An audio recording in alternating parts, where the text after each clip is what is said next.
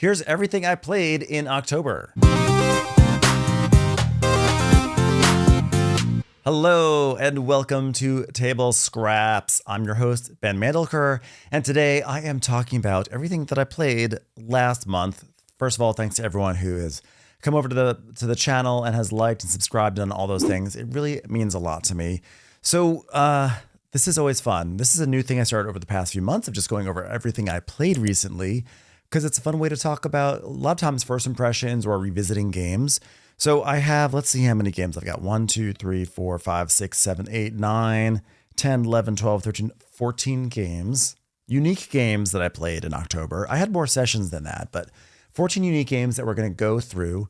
Last time when I did this countdown, I went from least fun to most fun for the month, but it was kind of tricky because I had fun with almost all of them. So it was like really, I don't know, like number 13 could have been just as good as number 3. So it felt kind of not right to do a countdown. And then this past month in October, I'm going to call October Nud-Dud-tober, as in there were no duds in October. I really enjoyed all the games that I played. So it feels weird to put something in like 14th place, which suggests that it might be like a shitty game, might not be that good because it came in last place, but actually I had fun with all of them. So we're not going to do that. I'm going to go through all the games I played in chronological order for the most part. There's like a little fudging at the end. And then at the end, I will give my awards out. And I think my award is basically just best game of the month, my favorite game that I played this month. You probably already know what it is if you watch this channel, but if you don't, stay tuned. It's going to be amazing, an amazing journey. Joining me today here on Table Scraps is someone who I really only met recently and I really enjoyed. They've been in the community for a while, but I guess people don't really know a lot about them. So let me help create a larger platform for them. Please welcome to the show, Barcelona, the Rose of Fire. Welcome to the show. How are you doing? You flew under the radar for many years. And in fact, when you first arrived, I don't think people may have liked you. Sorry, I have to be honest. This is a show about honesty. And the truth is that I played you recently and I thought you were great. People just don't know about you because when you came out, Devere was a smaller company. And I think the mechanics in your game were like a little weird for 2016, but I think there's stuff that we are more accepting of in 2025. So like, chill out. You're definitely welcome here. You're part of this. It's okay. So the first game that I played in October was Fate of the Fellowship. I'm sorry. Lord of the Rings, Fate of the Fellowship. This is a sort of a new iteration of Pandemic. I think I may have mentioned it maybe 2 months ago or something like that. It's a really, really fun game. Very thematic. It feels like Lord of the Rings. The mechanics are good. There's all sorts of crazy stuff going on. If you want to have a really good review of it, go check out Game Brain, which is the podcast I'm also on. I was not on that review, but my friends, they did a great job talking about the highs and the lows of the game. And spoiler alert, there really aren't that many lows. This is my second time playing it. The first time I played it, I was like, this game is like way more fun than I expected it to be. I really enjoyed it.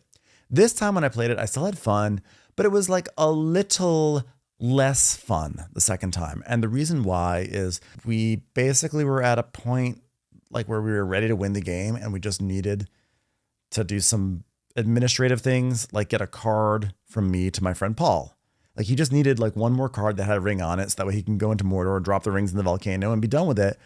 And like no one could actually do that. Like no one could get to him. So it was just like pulling cards. It was like a card draw. And that was like kind of dull, that passage in the game. We were just like literally drawing cards, hoping we could get a ring so we can go and give them rings. And it's like, it was not great, that moment. And it felt like the game kind of like ground to a halt. The game overall was still super fun and I still super, super enjoyed it. But I felt like there was like a moment of like tedium, but then it picked up again and became really fun. And we came down to the last turn and it was like, oh my God, like if we don't do this last turn, we lose. But the only reason why I took to the last turn is because we were just drawing cards, waiting for the right card to come up. And so that wasn't quite as amazing. Overall, though, the game is really awesome. Like really, really great game. It's just, that was just maybe not the most exciting playthrough of it. Okay, next up, Tales of Arthurian Knights, which I believe that may have been my number one play of last month. I don't remember. I'm too lazy to actually look at my own videos sometimes.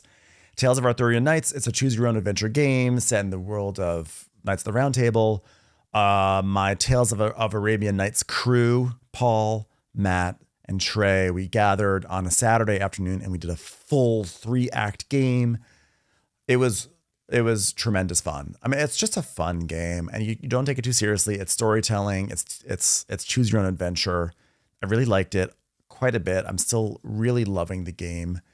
There's two ways that you can play the game. One is there are a lot of different modules, I should say, and one module is called something called the Grand Adventure or the Grand Story, whatever. There's a way that you can add these like mega quests that everyone participates in, and it's cool because it gives you a goal. But one thing with Tales of Arthurian Knights is that whenever you go to a standard encounter, which means you just go to a space on the board, you move your player to a space on the board, you're going to pull out this giant book and you're going to read a passage about what happens when you get to that place due to some other game mechanics that will tell us where to look. And those passages are really fun. That's like the heart of the game, is reading those passages, making a choice and seeing what happens.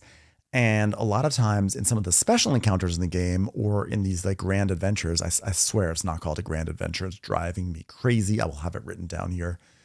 You sort of arrive and you do the thing and then you move on. And it's just like not quite as fun. It's like not quite as fun to have special encounters in the game as it is to just have your everyday encounters, which is sort of weird because it's a rare game where the special thing is less fun than the ordinary thing.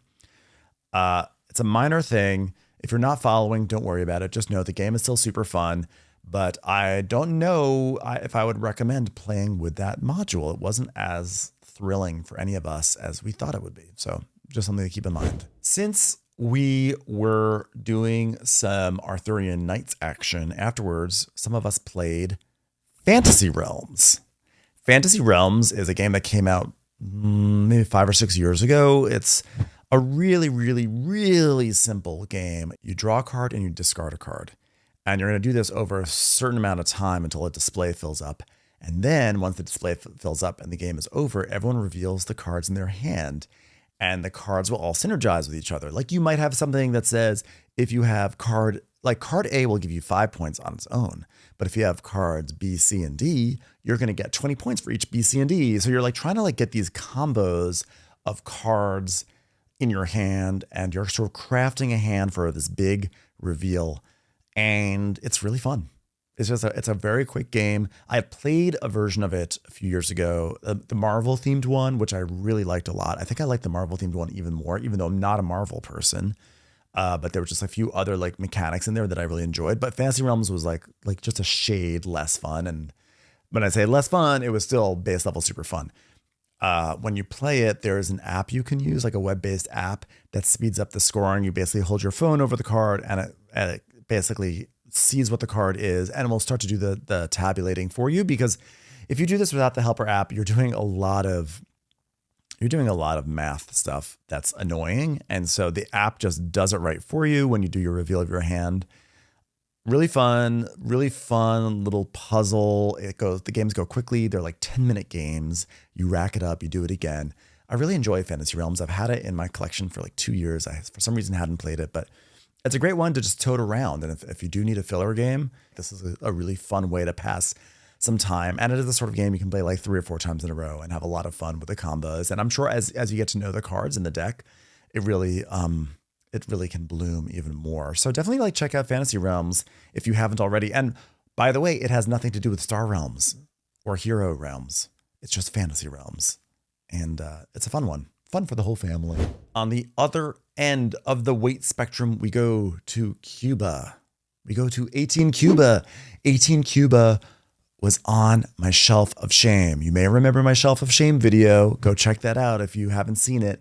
18 Cuba was on there. It's an 18xx. I was desperate to try. And I'm so glad I finally got it to the table. We did not get to finish the game because 2 of my friends who came over, they had a dinner planned. So we didn't finish, which is actually totally fine because it was a learning game. And 18 Cuba, There's a lot of different shticks or MacGuffins. In the HNXX community, they call them MacGuffins. First things first, the map is super narrow because hello, Cuba, narrow island. So there's not a lot of room to negotiate. You're up in people's business right from the get-go. And because it's not only is it narrow, there's also an NPC company that blocks up spaces on the map. And if you want to get through them, you have to pay the NPC, which is basically the government. It's a national rail. So there's that element. Also, not only are you building train lines, you are building sugar infrastructure because you are harvesting sugar from the land and you're bringing it to your sugar mill, and then the trains can come by and get the sugar and bring it to the ports. So there's actually pick up and deliver in this game. But wait, there's more, because if you're going to do some pick up and deliver, you don't have to, but you should. If you do pick up and deliver, you have to buy a wagon to go on your train. And then the wagons can rust the way trains can rust. So you have to have a train with a wagon to get the sugar to the ocean. I mean, there's so many cool things. And the sugar mills, you can get machines for them to make them more sugar. I mean, it's in a way kind of Euro-y. I really loved it. It was fascinating. I should also mention, when you're building the sugar infrastructure, you're basically doing one type of rail, one type of gauge, as they call it, versus wide gauge versus narrow gauge. The point is there's a lot of different elements that you're juggling on an extremely compressed map. And it's really interesting and clever. I really loved it right away. And I was fascinated by how, as you play it, evolved, and you see this HNXX game is operating in a very different way than the other one. So super cool. Really dug 18 Cuba. Great Western Trail, New Zealand. Well, after 18 Cuba, after two of my friends had to go, my other friend Jordan, we were like, well, let's still play some more games. So we went and played Great Western Trail, New Zealand, which I hadn't played in 2 years. And it's so good. The Great Western Trail formula is rock solid. Great Western Trail is one of my favorite games of all time. New Zealand is so good. And I feel like no one talks about it, and they should, because it adds more deck building stuff to it. And there's all sorts of really cool things. And sheep. Hello, sheep. We're very pro sheep on this channel. Anything with sheep, I'm going to be happy about. Maybe I'll do a video on my favorite sheep games that are out there. Jordan destroyed me. I was so bad. I did terribly. Oh my God, I got housed. He was just in the zone, and I was not even in the zone. I was somewhere else. I was in Australia. He was in New Zealand, or maybe I just never left Cuba. But either way, the game's so fun. Great to go back to it. Gaia Project. Gaia Project is part of this Terra Mystica Age of Innovation family, a very specific sort of set of games. And Gaia Project is a great one. It's my favorite of the group now. For a moment, Age of Innovation was my favorite. But we played Gaia Project with The Lost Fleet, which is an expansion that came out last year. And I'm going to tell you this right now. The Lost Fleet is an always play expansion for me. Always be playing ABP TLF. ABP TLF. Always be playing The Lost Fleet. Great expansion. Before this expansion came around, I thought Gaia Project was really good, but I never felt that itch to be I want to play more of this. It always was okay, time to get ready for Gaia Project. It's going to be a whole thing. It's going to be thinking about all these different things and tracks and everything. And I was oh God, Gaia Project. It's fun, but the idea of dedicating my energy to playing it was always ugh. But the Lost Fleet changed that. It added just enough stuff that I'm yes, Gaia Project, let's do this thing. I love it. It adds these cool spaceships. It adds some factions. It adds certain flexibilities. It's a great expansion, and it was the one that helped me turn the corner on all of these Terra Mystica games, because I enjoyed them all, but they never really spoke to my heart. I never felt compelled to play them. But the Lost Fleet, that was the key that I was missing. It has unlocked my heart. So thank you. Barcelona, have you played the Lost Fleet? Oh, I know. That's a sensitive subject. Barcelona is sad because Barcelona wasn't popular. And so the idea of getting an expansion is just a reminder of how poorly it performed at the marketplace. Sorry. The next game that I played is a very hyped game. This one arrived maybe about a month ago or so, maybe 6 weeks ago into the world of board gaming. Actually, it really arrived 25 years ago. The game is Magical Athlete. This is a game that came out around 2000, 2001, maybe even 2003. Who knows? No one had calendars back then. all we had was Nelly singing It's Getting Hot in Here. But Magical Athlete just got a huge reprint with tons of buzz, tons of hype. It's essentially like a roll and move race game, and all you play all these different chunky, fun racing pieces, and they all have special powers. Some people bill it as Mario Kart, the board game. And this came from CYMK. I'm so sorry. I'm so sorry. I'm going to look it up right now. CMYK. I was totally right the first time. Anyway, CMYK Games just did Hot Streak, which I love. I think Hot Streak is kind of the best of these racing games, but everyone's like Magical Athlete. This is the one. So we played it. I did a 4-player game, and sure enough, it was super fun. You draft, I think, 4 different racers, and you decide which of the 4 races each racer goes into, because I should say there's 4 heats. And all you're doing is rolling and moving, but like all these synergies pop off, and it's really hilarious. It's really funny. I really liked it. But with Magical Athlete, here was where it was like it fell slightly short for me, which is that, yes, it was super fun. So you play 4 heats, and in 2 of those heats, my racers, like their powers never really happened. They didn't get triggered. So I truly was just rolling and moving for half the game, essentially.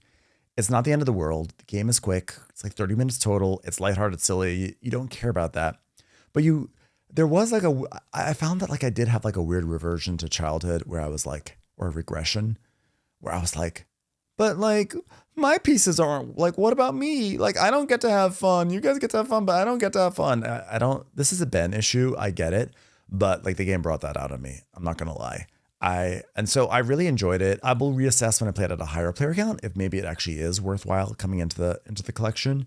But as it was a really fun game. But it did not pop for me the way Hot Streak often pops. And you know what? Let's just go right forward to Hot Streak, because I played that later in the month, and I'm going to do a compare and contrast. Oh wait, since we're going into Hot Streak, let's let the thing go swiveling across. Hot Streak, I played like 2 back-to-back races with it, and one of those races was what you would consider maybe a dud race in Hot Streak, as in there weren't a lot of hijinks, but I found that a dud race in Hot Streak was still more entertaining to me than a dud race in Magical Athlete. I understand it's not fair to compare the two, but if you're going to have 2 racing experiences and if you have to choose between one, I'm still going to go for Hot Streak, because I still thought the less crazy game race that I witnessed was still like really fun. But of course, there's room for both, and you can get both. But if I have to choose one, it's going to be Hot Streak. Hot Streak all day. Speaking of fun, silly games, Dro Polter is a game from Oink Games. It's a dexterity game. This one always slaps. It always kills. It's so good. You're just holding some trinkets in your hand. You turn a card, and the card says which trinket you have to like drop out of your hand, but you can't use your other hand to get them out. So you're holding them in your hand, and you're watching them, and you're trying to get them out. But if you've dropped the wrong one, then you have to start over. And if you win, if you are the one to drop your trinkets first, you grab the other hand, a ghost in the middle of the table, and whoever gets that ghost first is like the winner. And believe you me, there are multiple times where everyone's hands go out to get the ghost, and only one person comes back with it. And that's like such a great, exciting, like micro flash of competitive joy. So the design is really great. And then if you win that round, you get a little bell, which is your victory point. And you put that in your hand with all your other things. So now when you're trying to get your trinkets out of your hand, there's also a bell in there. And if you drop your bell, guess what? You lost that point permanently. So it's almost like the more points you get in the game, the more bells you have in your hand, and the greater the chances are that they lose. And I'll tell you, every time a bell falls out of your hand, the gasps and the anguish is palpable, and you hear it because the bell just falls out. It's like ding, and you're like, damn it. It's a brilliant, tiny little design. I think everyone should have this game. It's wonderful. It's so hilarious, and it can be really hard. I'm not very good at it. I don't know. Shockingly, I'm not very dexterous. Oh well. And to round out what seems to be a quartet of light, fun, silly games, Spicy, I talked about it last month, maybe the month before it. Super fun bluffing game. I'm really loving it. I'm in my Spicy era. It's a great one. I say if you see it, if you need to fill out an Amazon order or something, just add it right in there. Get it. Spicy's great. Great. I recently talked about cozy games, and I got to play 2 cozy games in October. October is kind of the beginning of cozy season, if you ask me, even in LA. The first cozy game I played is Village. Village is such a cozy game, even though your meeples do die in it. But I played with my friend Daria, and we had not played in this game in ages. Daria and I used to play this game fairly frequently back in like 2014, 2015. The game holds up. It's a great game, and it's breezy. It's a real delight. I love it. This is old school Euro charm. We played just vanilla Village. We didn't add the expansions in, which is fine. I like it simple. The game plays very nicely at 2 players. I think it's better at a higher player count, but it's just a lovely time. And it's like a quick 90-minute excursion. It was just wonderful to reconnect with Village. It's an all-time classic. It's never going to leave my collection. I adore it. The second cozy game that I got to play was Nusfjord. Nusfjord, the Uwe Rosenberg game that takes place in the great northern archipelagos of Norway. I played this with my friend Sylvia, who actually went to Nusfjord, the real Nusfjord, a few years ago. And I was lucky enough to go to Norway a few months ago. So we were kind of having a Norway bonding moment. Nusfjord is a wonderful worker placement game. It can be cutthroat, but we didn't play it in a cutthroat way. We just enjoyed each other's companies. Sylvia kept on hoarding the elders. So I went like 4 rounds before I got an elder in the game, which is crazy if you know the rules. But then that was cool because then I actually went in a totally different direction. And I love that. I love a game that says, hey, like don't consider yourself locked out of one mechanic. Consider yourself now open to leaning into a whole other part of the game that you can now flog and do great things with. So that's what we did. And I had a great time. Nusfjord is wonderful. I just always want to play more and more and more of it. And hopefully I will get to. 2 games left. And these are big ones. These are big hypies. The first one I'm going to talk about is The Old King's Crown. This game, I'm not going to lie, I was not necessarily champing at the bit to play this game. I heard it was a lane battler, which basically means there's 3 regions where you and your opponent will be placing cards down, and you're hoping to have the higher value and beat the other card in each lane. And I have found that I'm not crazy obsessed with lane battlers. They're not really my jam, I would say. I don't gravitate towards them. So I was like, I don't know. I was like, okay, I guess I'll play this game. It also comes on the heels of a massive amount of hype from, there's certain reviewers out there that are just going nuts over this game. And I was like, okay, well, I guess I'll give it a try. So I played it with my friend Matt, and we played it, and it was actually incredibly fun. I really enjoyed it.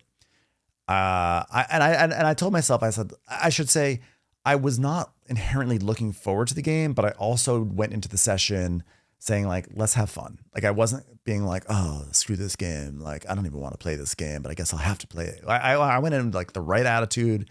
I embraced it, and I'm glad I did because I had a lot of fun playing the game. The art is wonderful and a beautiful art in The Old King's Crown. And essentially, everyone has an asymmetric deck of cards, and you do have 3 areas where you play your cards. So you face down. And as my friend Matt says, you're essentially playing war. You're playing a game of war. Whoever has a higher number wins. But of course, it's not that simple because there are going to be special powers that are going to shoot off. And there's before we put cards out, we have a little bit of an auction. And so a card that you might really want for your battling, for your clashes, you're going to maybe dedicate towards an auction instead.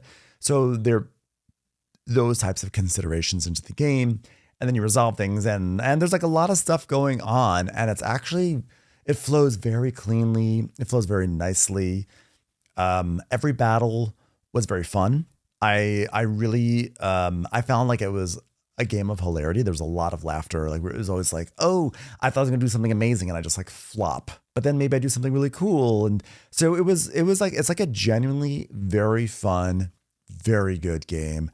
I really like it a lot. I don't necessarily think that it's game of the year. I think it's coming in with that hype. I will say, once I went home, I really didn't think about the game. It didn't take up residency in my head. And that's okay, by the way, because this is not really a game that's necessarily built for me.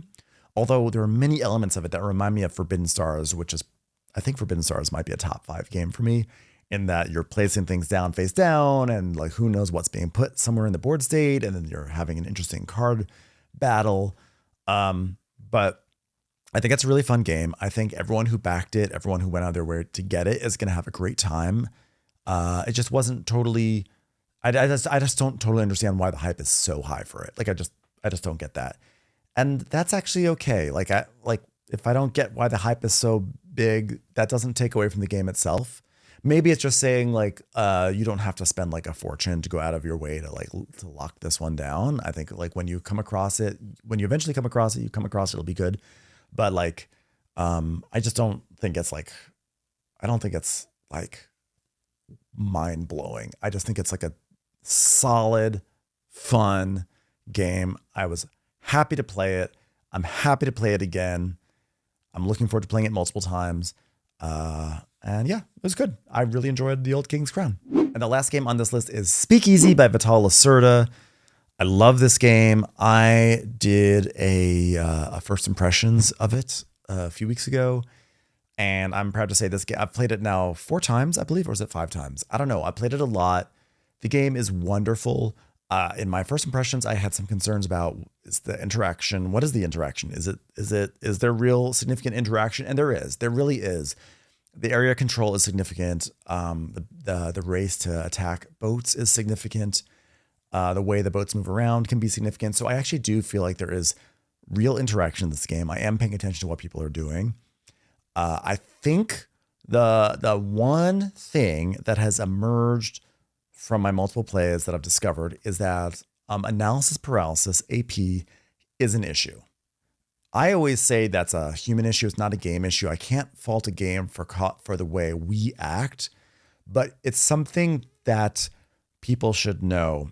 I've seen fast players be ground to a halt, and I've seen slow players be ground to an even bigger halt. It doesn't detract for me, the game, but I know that's an issue for other people more so.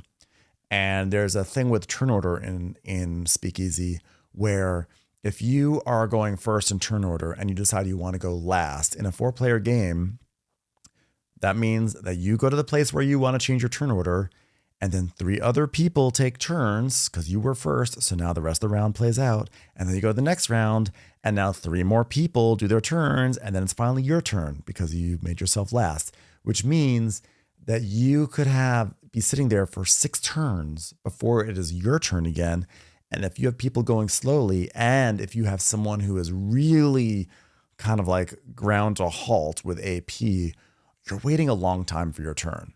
And, again, it's not really an issue for me, but I've seen it be an issue for other people. And so it's really important that you take that into consideration if this is a game that you're thinking about playing or buying. That being said, Speakeasy, my easy game of the month. Easy game of the month because it is excellent. It is right now my game of 2025. To be fair, there are not a lot of 2025 games I've played, but it is the one to beat. I think the game is excellent. It is so smart in the way it's been designed, the way it's been perfectly calibrated to create maximum agony. Speakeasy is genius. It's wonderful. It's my favorite Lacerda so far. I have nothing but great things to say about it. AP will be an issue, but whatever. It's so good. I want to thank Barcelona, the Ring of Fire, the Rose of Fire for being here today. And I also want to thank you all for stopping by. Please be sure to like and subscribe. I also would love to get some feedback on the format of these videos. Do you prefer a ranking of least fun to fun? Do you prefer I just go through the games and announce what's my favorite at the end? Or do you want a different version altogether? Please let me know, because I am kind of like trying out different things. I'm throwing crap at the wall and seeing what sticks. So thanks everyone for being here, and I will catch you all on the next Table Scraps.